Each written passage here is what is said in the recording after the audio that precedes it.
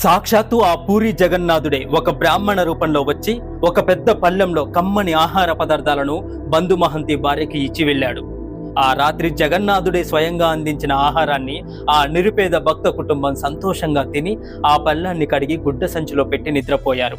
తెల్లవారుజామైంది. జగన్నాథ దేవాలయ అర్చకులు మందిరం తలుపులు తెరిచి స్వామి విగ్రహానికి నీళ్లతో అభిషేకించి అలంకరించబోతుండగా అక్కడుండాల్సిన బంగారు పళ్ళెం కనిపించడం లేదు. నిమిషాల్లో ఈ వార్త అందరికీ తెలిసిపోయింది. ఇంతలో ఆలయంలో పనిచేసే ఒక వ్యక్తి బంధు మహంతి దగ్గర బంగారు పళ్ళెం ఉండటాన్ని చూసి అధికారులకు తెలియజెప్పాడు. వాళ్ళు అర్చకులతో కలిసి వచ్చి బంధు మహంతిని పట్టుకొని కొట్టడం మొదలుపెట్టారు. బంధు ఏం మాట్లాడడం లేదు. కళ్ళు మూసుకొని దెబ్బలు తింటూనే మనసులో, ఓ కృష్ణ, నేను దొంగను అని వీళ్ళు నన్ను కొట్టినంత మాత్రాన నీపై నాకున్న నమ్మకం పోతుందా కన్నయ్య? నీవున్నావు కృష్ణ, ఇదంతా నీవు చూస్తున్నావు కదా కన్నయ్య అని జగన్నాథుడైన